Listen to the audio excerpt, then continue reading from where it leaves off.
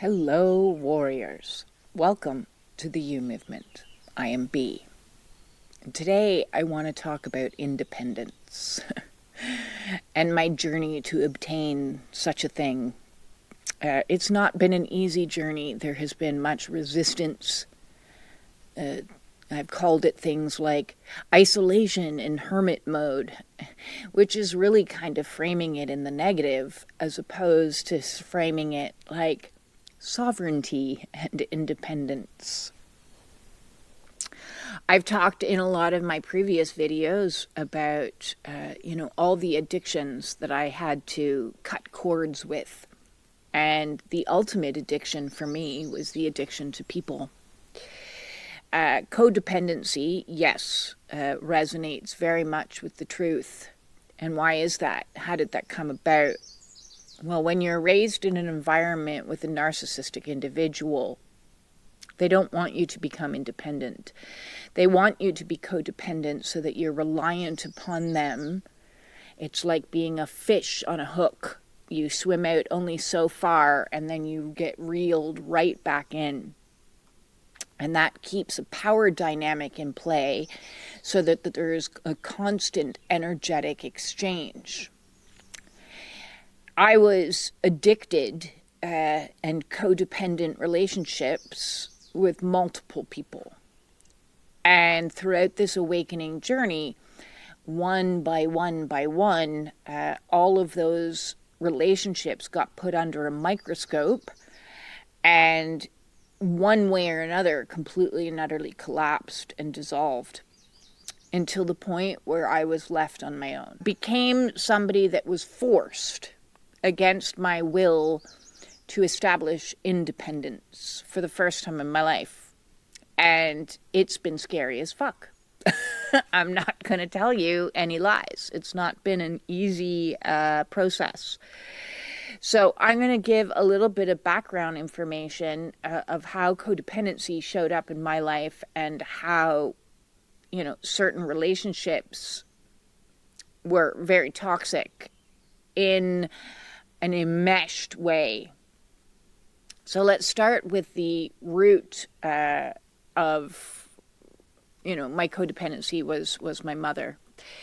And throughout my life, claiming any sort of independence was very challenging to do. There was the indoctrination that I made really bad decisions, and therefore I needed to constantly refer to her for help. It was her concocted reality that I was incapable, unlovable, and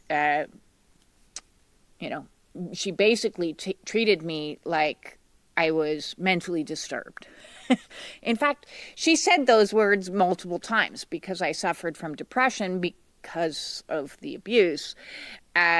She then had glommed on to the term mentally disturbed. And so she framed me in an inept viewpoint, which meant she needed to control and micromanage my life throughout my life. And even though I, moved an ocean away to get away from her at different times. I've lived both in Tokyo, Japan for a period of time. In that situation, I was dependent on the boyfriend I was dating. I didn't go alone. And I moved to Ireland for 10 years, again, following a man. And when he left, I was dependent upon the state because as a single parent's allowance, I was not independent as a single mom. And when I got the call that I could finally come home to Canada, because I had wanted to come home for years, but my mother's response to that was, "You made your bed, now lie in it."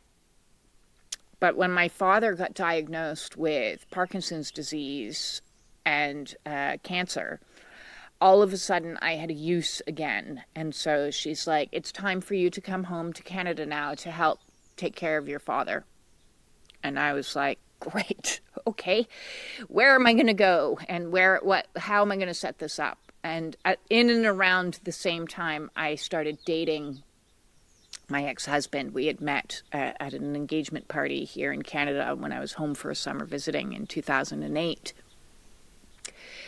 And I came home and we were discussing how I was going to get home because I was a single mom on single parents allowance. I would have to start from scratch. And so it was her idea to invest in real estate because the real estate market was a guaranteed way for her to make better money, right?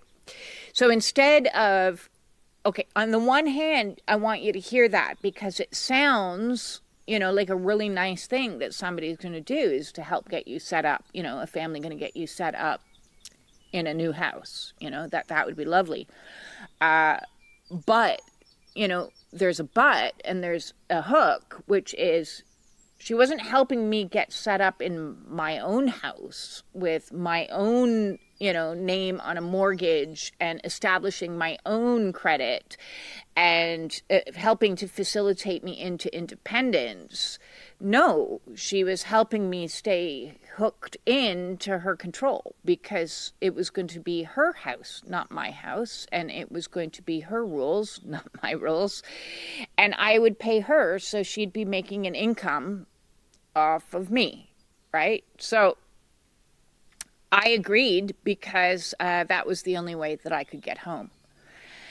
And at first, the goal was to get me close to her. And when we went out looking for real estate options with the real estate agent, and my then boyfriend, become husband, was with us, and it was an exercise in public humiliation as she just tore strips out of me in front of the real estate agent. And I was like, just, my useless daughter, she got herself knocked up, she can't do anything right, I have to take care of her, those kinds of things.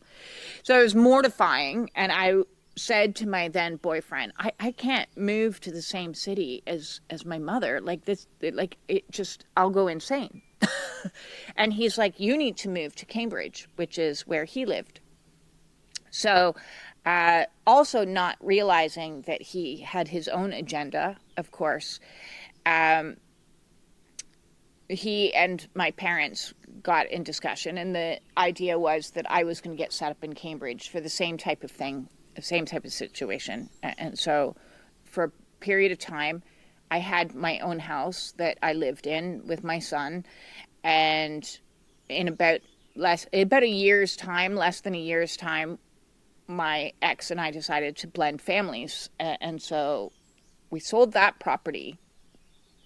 And because he had gotten himself into such a financial pickle, because of his own legal battles with his ex-wife, he was, 40,000 plus or more in debt. Actually, I think it was closer to like 80. I'm not quite sure, but he was a lot in debt. And one way that he could get himself out of debt was to sell my parents our house.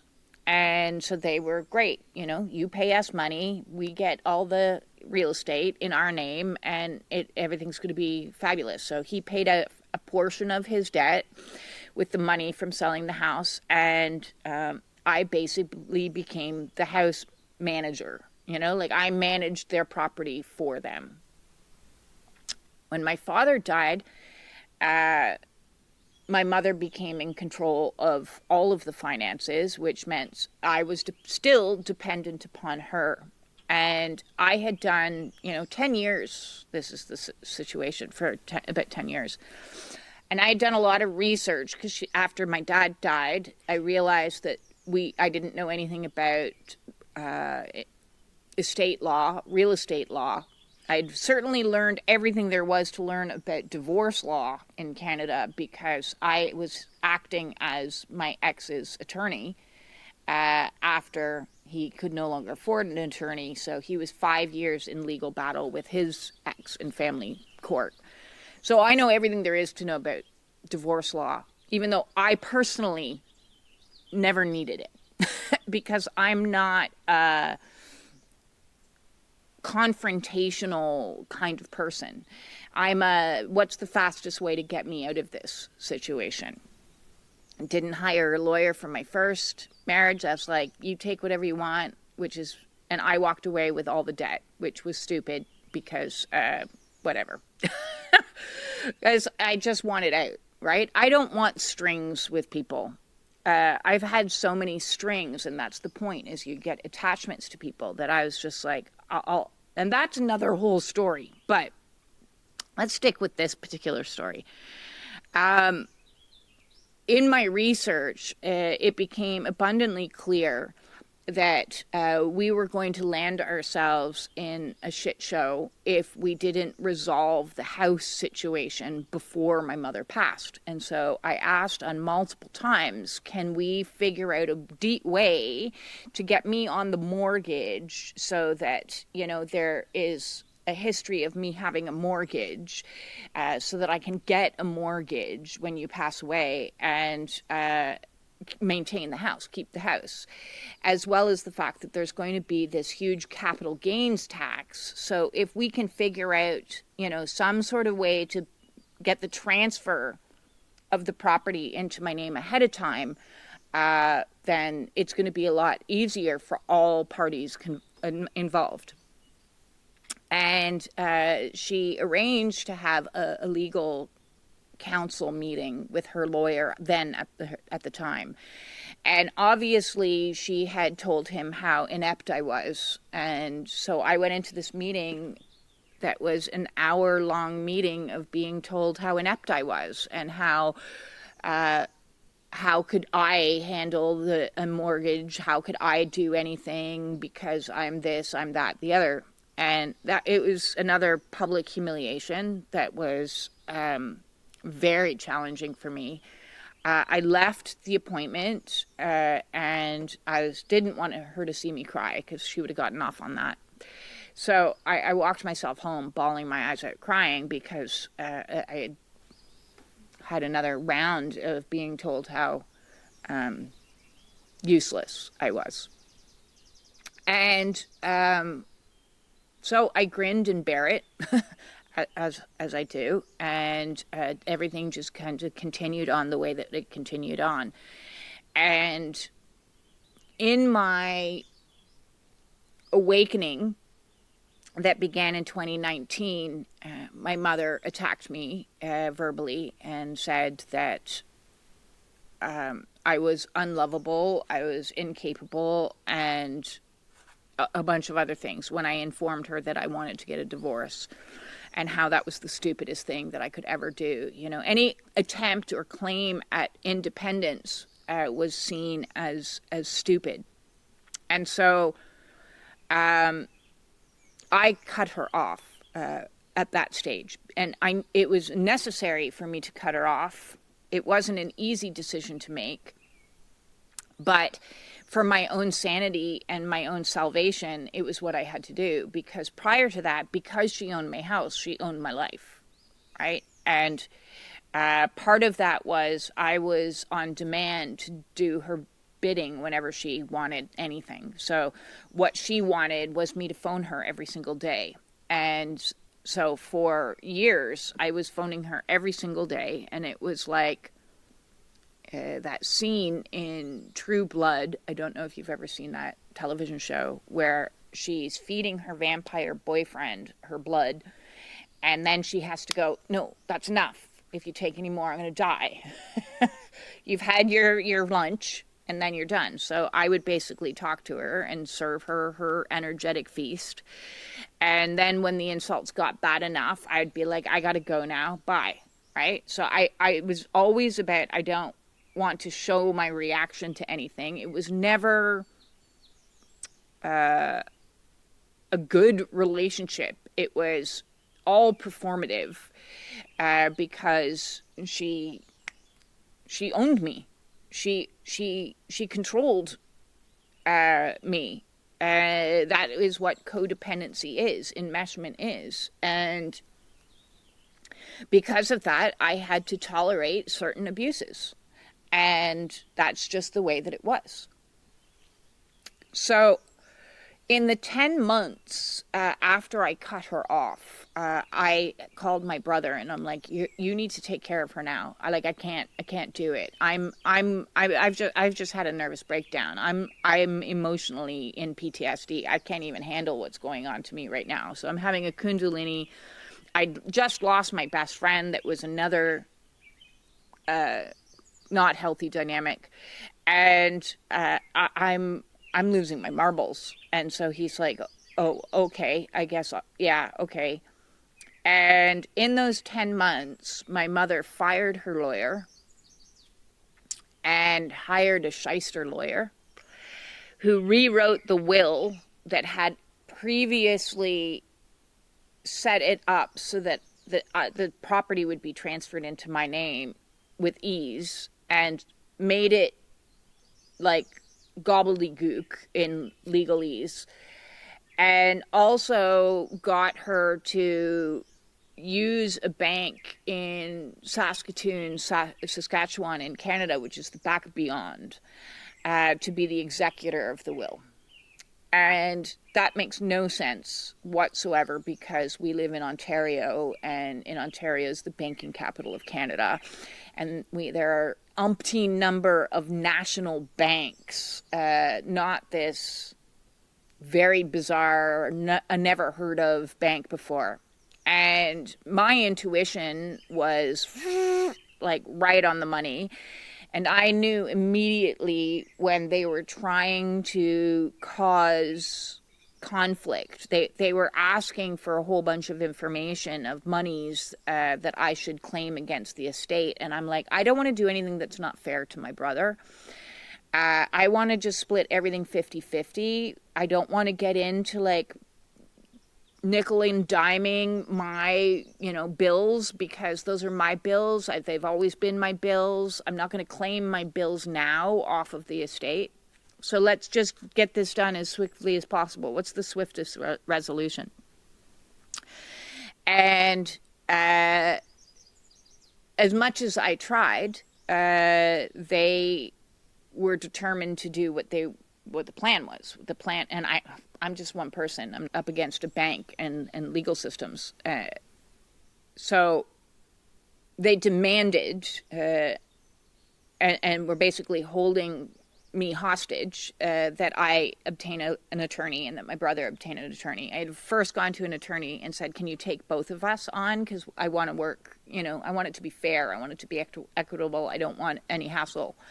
And he's like, no, I can't. I can only represent your interest in this. I can't represent his interests. And so I tried to find him, like, I did research. Because, of course, the bank sent me recommended lawyers. And when I went and researched those lawyers, they were all shysters as well, with, like, 2-star Google reviews. Don't go with this lawyer. You'll be in court for 10 years. And I'm like, okay, I totally see what's going on here. So I also found my brother really high-ranking lawyers. And I'm like, pick one of these, because he's like, I don't know what to do. I'm like, pick one of those. He didn't listen to me. And he went with another shyster lawyer. Lots of shysters. And thus began this insane dance on how we were going to divide the will that included my house in the estate. And was there going to be enough equity to cover the cost of it? And if not, how would we divide it up? I would end up owing him a substantial bit of money. Only now I didn't have the capacity to get pre-approved for a mortgage because I was never on the mortgage. So I didn't have a history of being on a mortgage. I also had lost my job and I was going through a divorce. And that was a blessing in disguise, because had I not been going through the divorce when all of this happened, my ex-husband would have gotten a mortgage in his name and therefore easily stolen my inheritance from me. And it's interesting because I made a video a couple days ago where I was talking about how his family accused me of being a gold digger, But it looks like, I think that that was yet again a projection, and he had admitted from the get-go never loving me, but seeing the financial situation that my parents were in certainly seems like motivation now. So who was the gold digger? Luckily, we were already separated, so I had no intention whatsoever, now that I had managed to get him out of my house, which took forever, of going in with him on getting a mortgage. It would have been very easy in my codependent state to slide back into a codependent marriage and say, I need your help. I need you to help me save my house. So let's get back together so that you sign the mortgage, be a co-signer on this mortgage for me. I didn't do that. I'm like, no, I'm going to try to find another way. I'm going to do everything. And I went to, different banking institutions, and I talked to them, and I was like, can I go in on with my son? And no, because he's in college. And can I go in with somebody else? And somebody came in making an offer that also turned into being a really shady deal. And I was like, no, you can fuck off with that. I'll figure this out. And then ultimately I made a proposal to be like, okay, how about my brother be my private mortgager? And I would pay him a premium. I would pay him more interest than a bank at 5%, because you can get lower interest rates than that. And it would be only 3 years that I would need it, long enough to either obtain my own mortgage to pay off the private mortgage, or sell and pay him off. So it was like a 3-year deal with an interest rate of like 5%. That's a pretty sweet deal.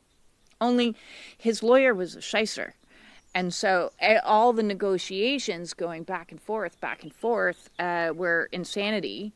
And the demands that were being made was just constantly keeping the conflict going. Because the longer there was conflict, the more money the lawyers were making, and the more money the bank was siphoning off of the state. We're talking hundreds of thousands of dollars they were siphoning off of this estate. So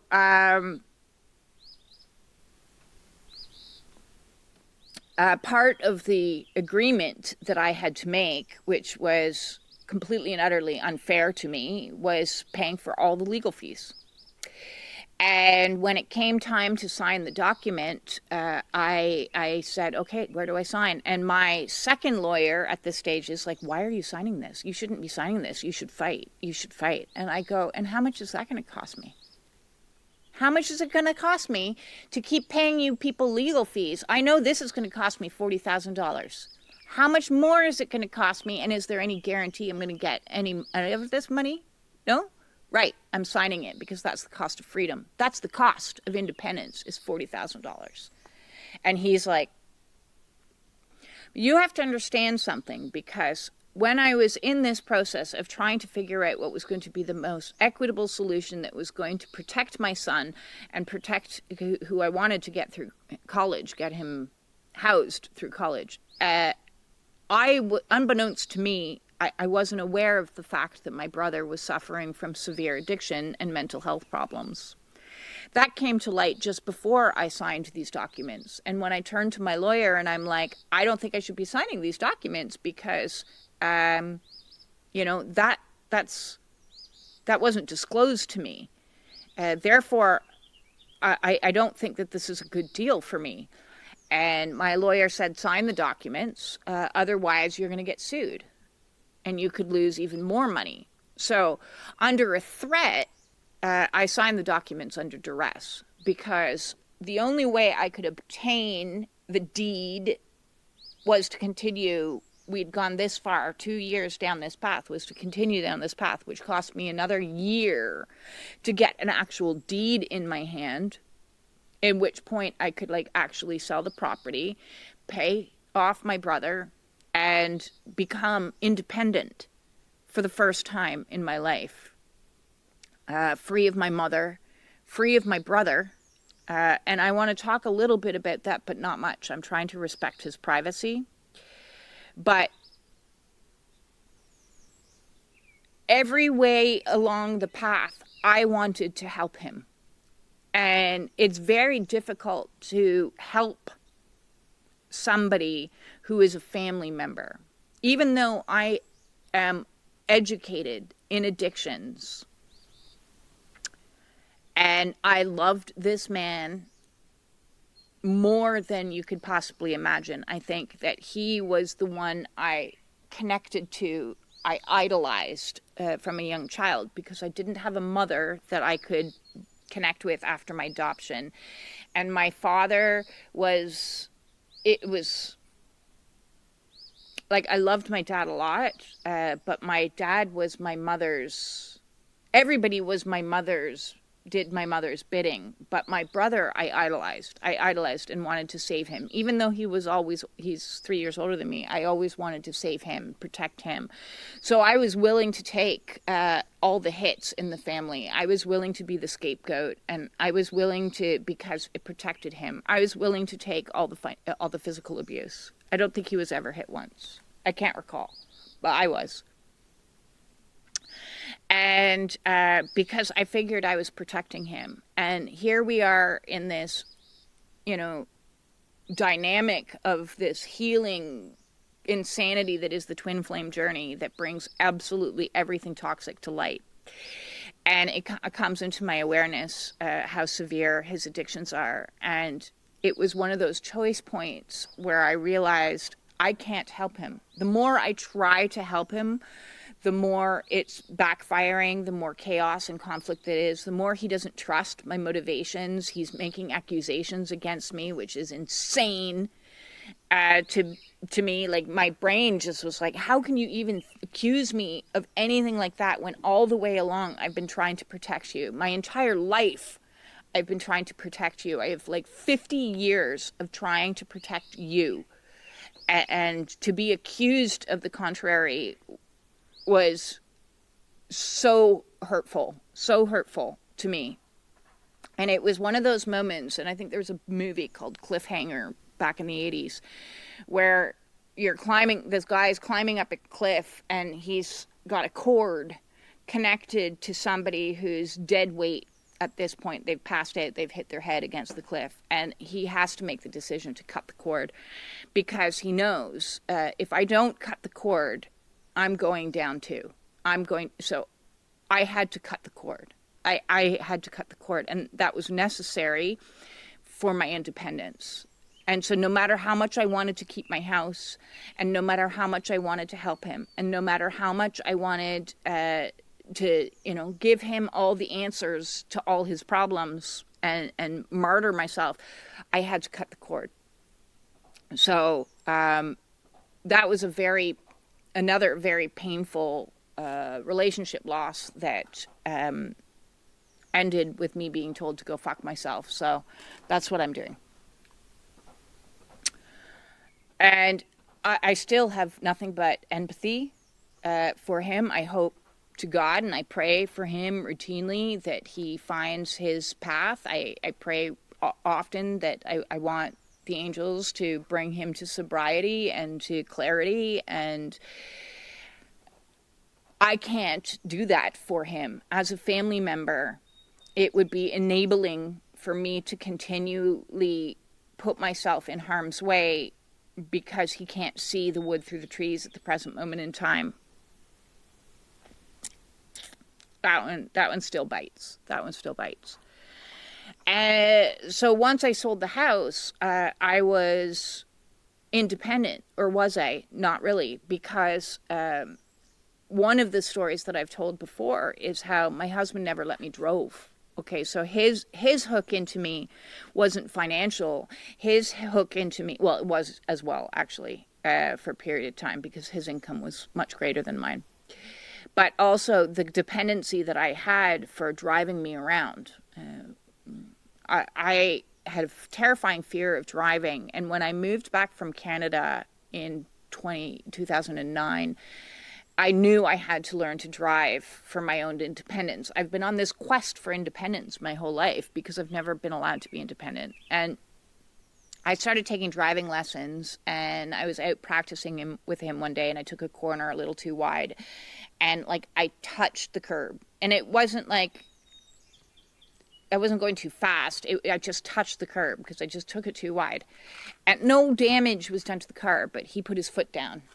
And when he put his foot down on bit things, I knew I'm not going to fight this. You know, it was his car. So he's like, that's it. You're not driving. I'll drive you everywhere you need to go. Don't worry about it. It's fine. You know, not realizing that was just hooking me. That's another hook. Hooking me into a complete dependence on mobility and getting around. And if I needed to go somewhere, right? So when I sold my house, I was like, I have to learn to drive. I knew Spirit told me in the last couple of years, you got to learn to drive. So I just got my driver's license, my learner's level. There's 3 levels in Canada, so you get your learners and your second level. So I got my second level last October, which means I'm technically legally allowed to drive by myself. And I have to still get my complete one in October of this year. But already I have independence for the first time in my life. I have a car, and I have the ability to get myself to medical appointments well, not really medical, but health and wellness appointments, because I don't do medical anymore, except for dentistry. And so my point of all these stories is that there's a couple things. We are going to be demanded. It's going to be absolutely demanded of us to do and live our life out of the polarity that we have always lived it. So I have always lived in the polarity of anxious attachment. Please help me, take care of me, I need you, give me validation, give me love, give me financial support, give me, drive me here, take care of my needs, because of these deep wounds of being adopted, because that was a loss of connection, and then being implanted into a family with severe narcissistic abuse. And with that, an anxious attachment style comes codependency, dependency upon others. So that shows up in your relationships with your core family. It shows up in your relationships with your spouses and the men or women that you are with. That shows up in your friendships. That even shows up in your jobs and other ways. So it means that we learn to... There's a negotiation of, I'm willing to tolerate certain things because you validate me. So I had one friend this last couple years, and I'm like, I have to end this friendship. Regardless of the fact that you're the best person at validating I've ever experienced in my life, I'm not going to tolerate, certain energies that just mean that I'm sacrificing myself to tolerate that, right? So that's out of balance. There's something out of whack here. And so it's non-reciprocal. So I was like, okay, I have to unattach from this person. I have to unattach for this person for different things. I have to unattach. So it's been a constant unattaching of places that I was anxiously attached to individuals, and I has been forced to become independent. So that means now in my life, I am financially responsible for me. Emotionally, I am responsible for me. I take care of myself when I go through my emotional releases, and I take care of myself when I need propping up or nurturance or cheerleading. I did a little TikTok today about cheerleading, and I'm the one that is going to show up for myself over and over and over again in different ways, whether it's driving, whether it's financial, whether it's picking up the phone and, calling whatever government agent or paying my taxes or anything.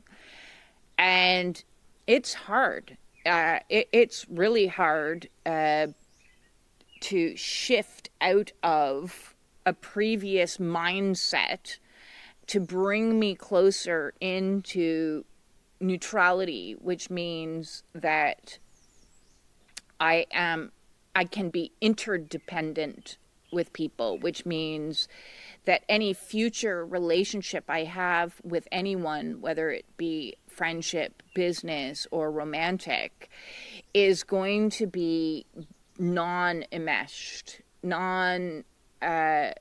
working together as a team to problem solve for the greater good, without, I'm going to take from you some sneaky things, and in exchange I'm going to manipulate with some different energies. And so learning to become independent is another whole round of ego death. The dying is the dying of the dependent little girl who needed somebody desperately to help her. And as I say that, I'm kind of grateful that none of my cousins showed up to help me when I asked, because Spirit literally forced me to be alone. And I'm no longer framing it as in, this is a negative thing, I'm lonely.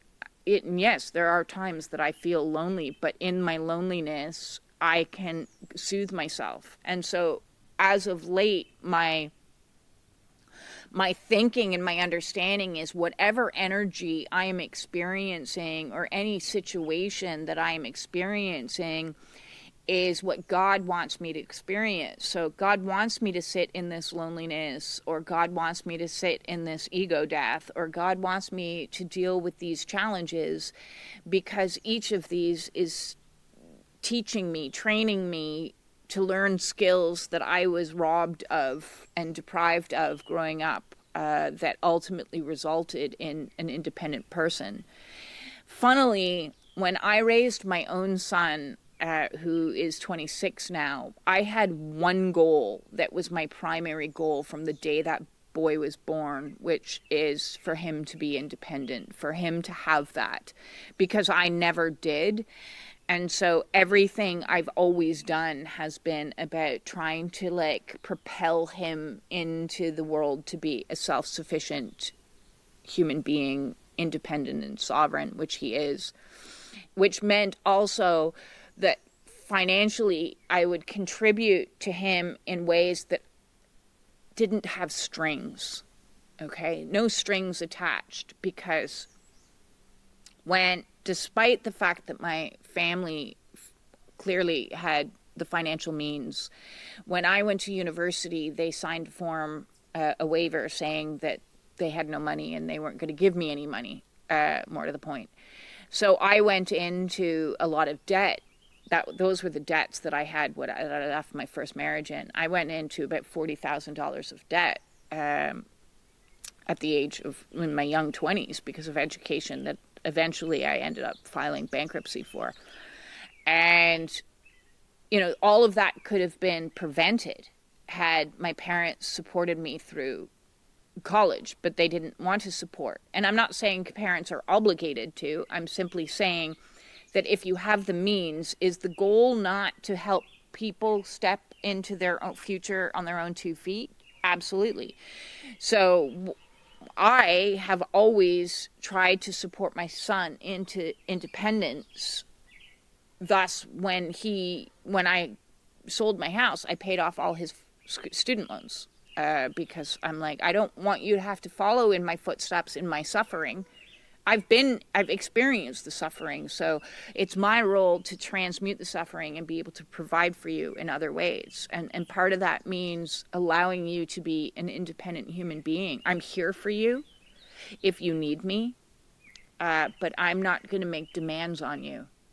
There's not going to be a financial hook.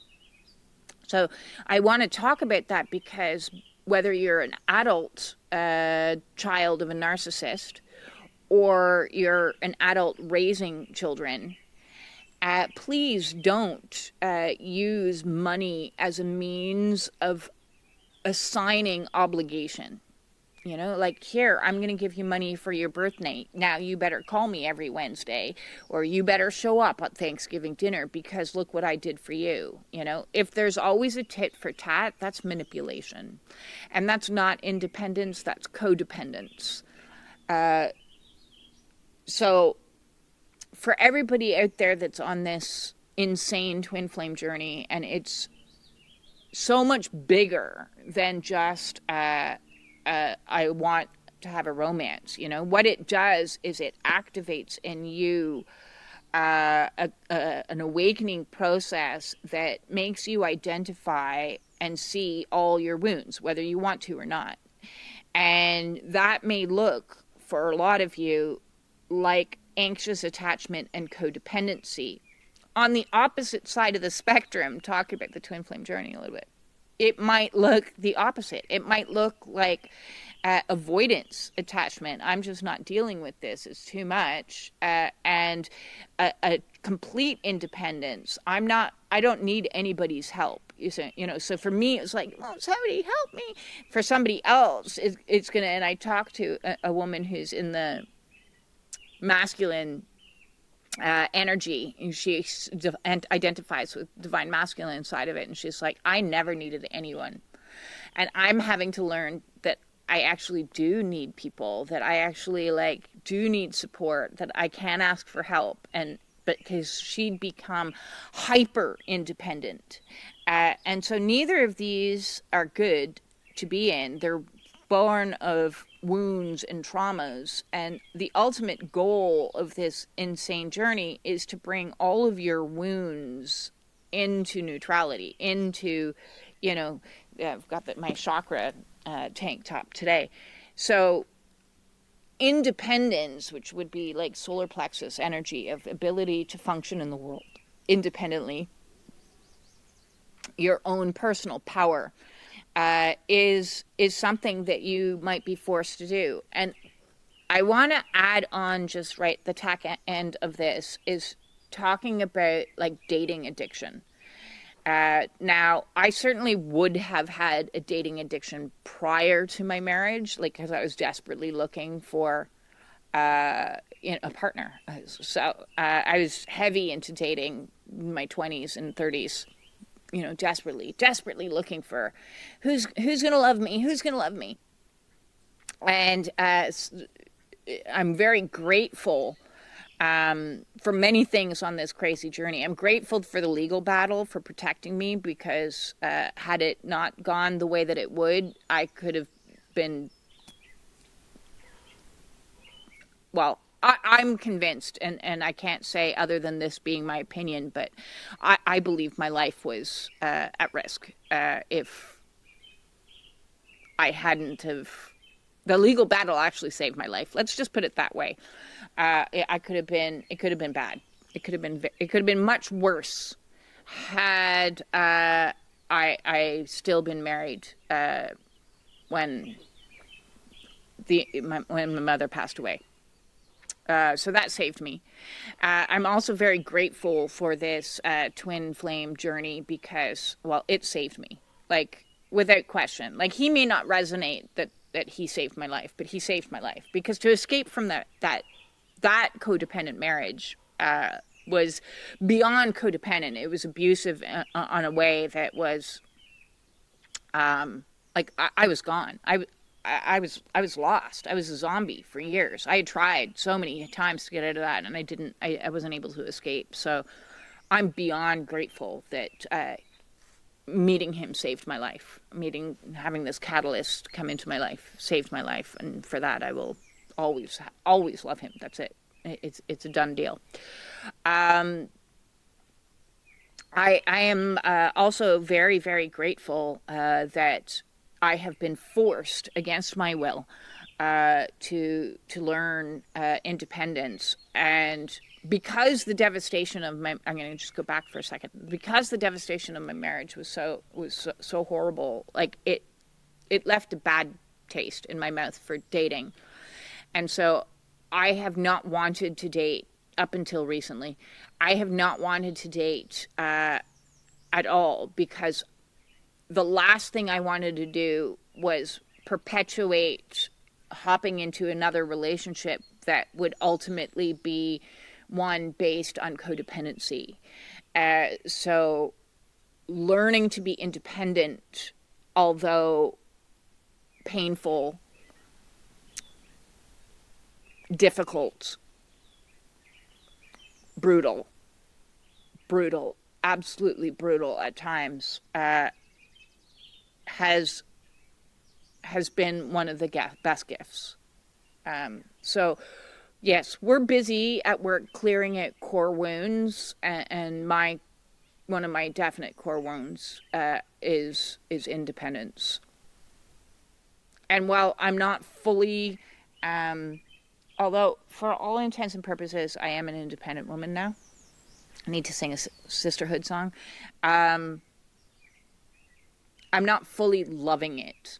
You know, I don't know if maybe I will. I have no idea. We'll see what another year's time brings. But I miss cuddles. I do miss being hugged. I do miss having conversation. I do miss masculine energy. I do, you know, you can say a lot about like, oh, men are so bad and men this, men that, you know, people can like bitch and come, but they're kind of hot too. And they're kind of cute, and they work a hammer really well and they're useful for fixing stuff. So I'm enjoying watching masculines from afar.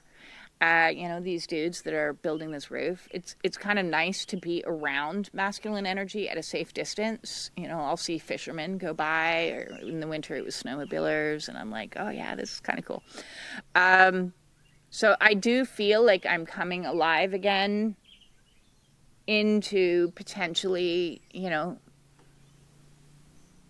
opening myself to people in new ways, opening myself to new friendships and how that looks, and it's going to look different than it's looked in the past.